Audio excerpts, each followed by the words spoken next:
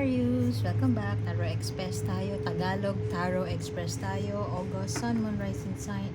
August, May 2024. Sun, Moon, Rising Sign, and Venus para sa Aquarius. So, alam niyo na yan. Kunin lang kung ano yung naka-resonate sa inyo. Kung hindi naka-resonate, okay lang yun. Or hindi naka-relate, okay lang yun. Pwedeng yung next month or sa susunod na message, yun yung makarelate tayo. Pero, lagi meron at meron dito tayong makukuha dahil hindi ako naniniwala na nandito ka sa walang dahilan. So, naniniwala ako sa synchronicity. Meron at meron dahilan na kung bakit na-direct ka dito. Okay. Issue sa pera. Pwedeng nawalan ng pera, naiwaldas ng kinakasama. Pwede din na nawalan ng trabaho or merong major na nangyari sa bahay. Maaring may nagkasakit na ospital or pwede din na nawalan ng trabaho tapos parang ito din yung energy mo last month ba? Nawalan ng trabaho pero naisip mo mag-change ng career. Hindi totally change ng career eh. It's more of gusto mo mag-try ng iba. Pero hindi ka sure kung saan magsisimula or saan papunta yung career na yun. So, maaari ngayon parang, ang tawag ko doon nakasabbatical eh. Nakasabbatical, nakapahinga ka siguro. Or magpapahinga ka this May for a short time or for a certain period of time. And parang gusto mong parang going back to the drawing board, gusto mong bumalik sa yung clean slate, yung wala kang ibang ginagawa para mapag-isipan kung ano yung path, ano yung gusto mong tahakin na path. Siguro, yung iba sa inyo hindi na kontento dun sa trabaho na meron sila or career path na meron sila, siguro naging stagnant na or maaaring hindi na sila nakaka-relate dun sa mga ka-opisina nila, nagpalit ng management, pwede din na masyadong toxic dun sa trabaho, pwede din na ibang-iba yung opinion mo dun sa opinion at kung paano ka magtrabaho, yung ethics mo sa pagtatrabaho, iba doon sa mga katrabaho mo. So, parang meron silang mga opinion or meron silang gustong ipatupad na somehow labag sa prinsipyo mo, tingin mo hindi tamang gawin yon. Pwede din yung iba sa inyo nasa corporate, pwede din na yung iba sa inyo ay I don't know, narinig ko OnlyFans, pero hindi ka pala happy dun sa trabaho na ginagawa mo. So parang para sa'yo, gusto mong magpahinga, gusto mong mag-upskill, or pwede din na gusto mong magsimula ng business. Yung iba din sa inyo magsimula ng ibang business naman. Basta ibang path na tatahakin. Pwede din magsimula ng isang creative project, crafts, ganyan, photography kung yun yung passion mo. Essentially, gawing business or essentially magtrabaho para sa sarili or magtrabaho para sa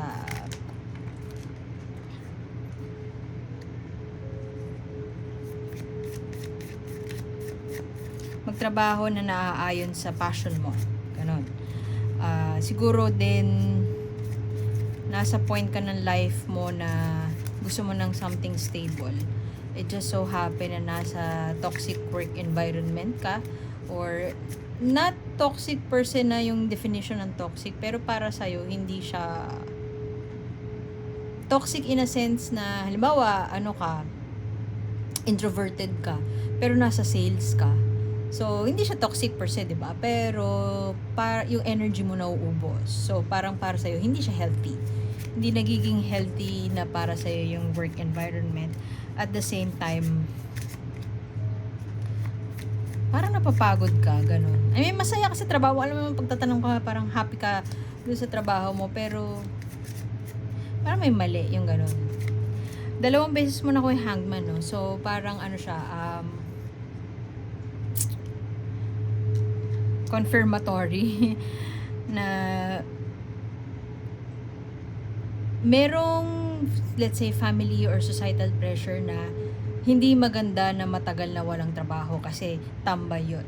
Pero para sa'yo, yung iba sa inyo gusto na sulitin yung pagkakataon na ito para makapagmuni-muni, para tignan lahat ng anggulo ng sitwasyon at i-reassess kung ano yung tingin mong gusto mo talaga or ano yung nababagay para sa personality mo, dun sa lifestyle mo at dun sa values mo.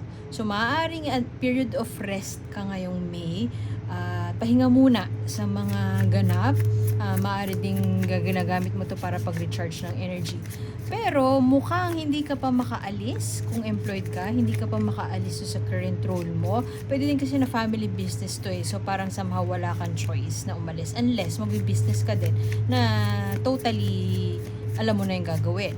Pero at the same time, iniisip mo din na tingin ko kaya ko kasi may support pa rin naman ako. Meron akong natutunan doon sa family business namin na magagamit ko pag ako na yung mag-isa as an entrepreneur. Pwede din na gusto mo mag-venture into freelancing, consulting, kasi nandun ka na nga sa period ng life mo na parang tapos ka na.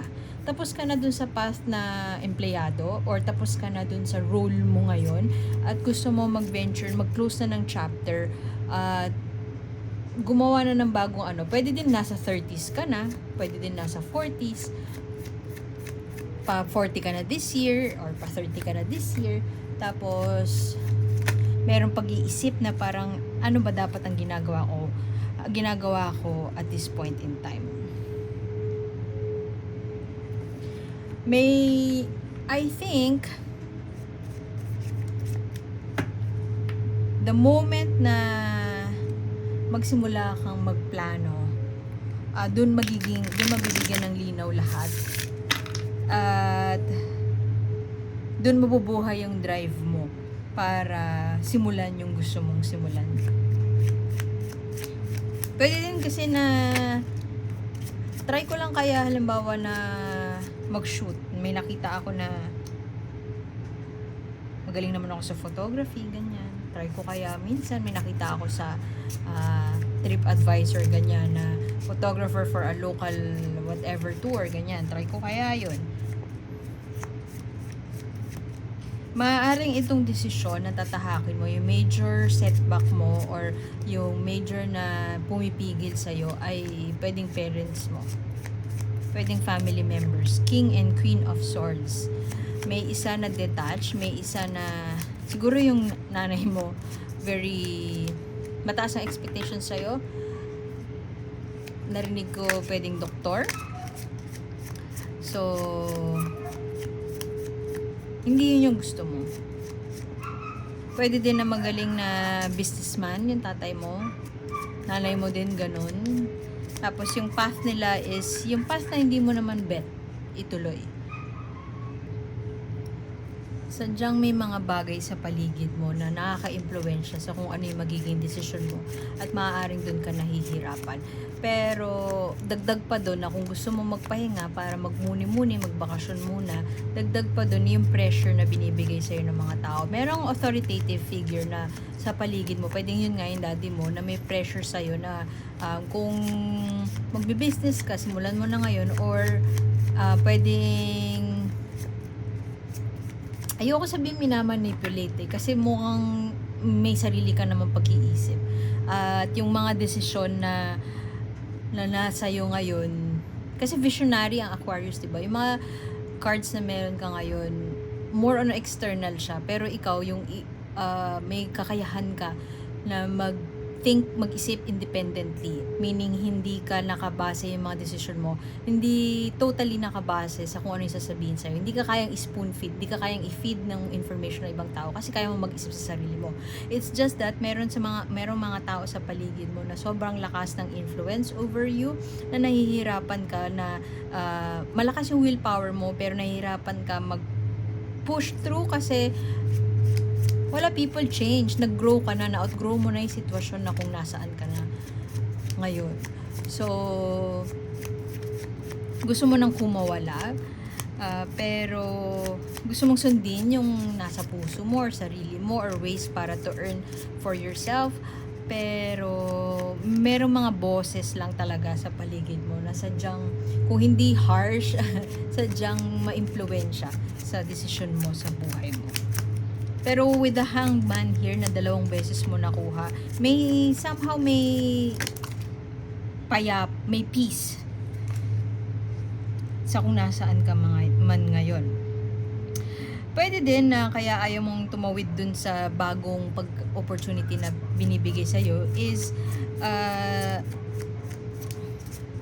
may aral na involved, and yun yung part naman na kasi maaaring yung Aquarius born individual na kakonect ko ngayon or yung energy na pick up ko na Aquarius born, of course hindi sa lahat magre-resonate. Maaaring yung taon to ay from a privileged life, so maganda yung may pinag-aralan, maganda yung pinanggagalingan, may kaya sa buhay. So, may part sa'yo na kaya mo namang gawin yung mga ibang bagay na madali with the support of the family. Kaya mabigat yung pressure na ini-impose sa'yo ng family mo. Hindi ka makakawala doon kasi lahat ng kung ano yung meron ka ngayon, hindi man lahat, siguro 80% ng kung anong meron ka ngayon, o sabihin na natin 50% ng kung anong meron ka ngayon, ay pundasyon, yung pundasyon na yun ay tinulungan ka ng family mo para makamit yun. So, siguro dun nanggagaling yung reluctance or yung panghihinayang kung tatawid ka sa ibang dimension, sa ibang phase or sa ibang arena, ibang aspeto, ibang larangan. Kung pupunta ka sa ibang larangan, siguro may fear din na kaya ko ba? Or siguro naloko ka na dati, nag-invest ka dati sa isang business, pero nagkamali ka, tas parang sinabihan ka ng magulang mo or ng family members mo, let's say kaibigan mo na I told you so, ginanon ka. So parang ayaw mo na ulit mag-jump. Or pwede din na yung isang opportunity din ay mag-aral abroad, pero reluctant ka na gawin yun kasi unang-una, hindi ka on your own ka doon. Mag-isa ka lang doon or konti yung support. Siguro may fear na kumawala dahil mag-isa ka lang. Tapos, all your life, may support sa'yo. Siguro din na, ano to? Bakit kami... Feeling ko, bago ka lumayas, or bago mo mapag-isipan, or humantong sa point ngayon na pinag-iisipan mo ng kumawala, is may straw that broke the camel's back. May last straw. Merong isang bagay, isang pangyayari na trigger kung bakit mo napag-desisyonan yan. So, part of you, maaaring iniisip mo na hindi kaya padalos-dalos lang ako. So, ingat ka sa pagiging padalos-dalos. Parang gusto ko lang kumawala kasi nasaktan yung ego ko. Dahil, bullets fired at tinamaan ka. So, yun, maaari din na sinabi mo na gusto mong umalis, pero ayaw kang tulungan. Ayaw kang tulungan ng mga tao sa paligid mo. Maaaring family members ito. So, parang sa ngayon, ayaw mo nang isipin. Ayaw mo nang pagtuunan yun ng pansin. Naghahalo yung pressure na kailangan mo nang mag-earn independently or mag-change ng career path versus gusto mo munang pag-isipan ang mga bagay-bagay. Surprisingly, nag-e-enjoy ka or may joy, may bliss sa puso mo sa period of pahinga, sa period ng pagko-contemplate, sa panahon na gusto mo munang kumawala dun sa pressure sa paligid mo. Pwede din na naka-shutdown ka ngayon, naka-hibernate ka muna ngayon sa mga tao kasi nga medyo nahihirapan tayo doon sa pressure or bagay na nag-iimpluwensya sa'yo sa desisyon mo. Merong pangyayari in the past or pwede din this May na may breakthrough moment pero may trade-off yon, may kapalit. Maaaring sa form yon ng yun nga masa-scam, may scam, maluloko ka or naloko ka at nasaktan ka, pero sa ngayon mukhang nandun ka na sa part na gusto mo nang mag-move on.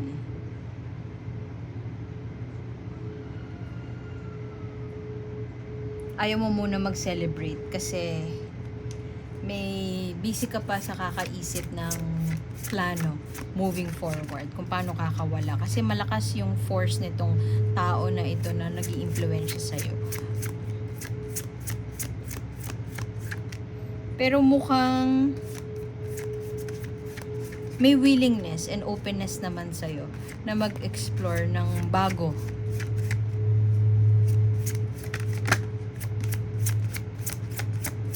Ano yung gusto mong sabihin kay Aquarius for May? Uy! Management. Tingin ko ang gusto sabihin sa universe ay hindi kinakailangan na maging hands-on ka sa lahat ng mga bagay. Kung lahat ng sinabi ko ay may kinalaman sa raising a kid, maaaring relocation abroad, magtrabaho abroad para sa magandang bukas sa iyong anak, hindi mo kailangan ng solid plan. Or pwede din na ang ibig sabihin nito ay regardless of the situation na nariyan ka ngayon, hindi mo kailangan na maging control freak. Hindi mo kailangan panoorin bawat kibot ng mga naipundar mo na, ng pundasyon. Bawa meron kang business, hindi mo kinakailangan na hands-on ka doon. Kasi kailangan mo lang pagkatiwalaan yung tao. Nagawa mo na yung mga dapat mong gawin, naimpundar mo na yung dapat gawin, na-build mo na yung foundation. Kung kinakailangan magbakasyon, baka yun na yung pagkakataon. Sign na to na magbakasyon ka. Iwan mo na muna yung mga yung kastilyo mo kasi kaya na nila on their own. At the same time, ito ay isang pagkakataon para sa'yo na lumabas naman sa comfort zone mo kasi marami pang pagkakataon para matuto at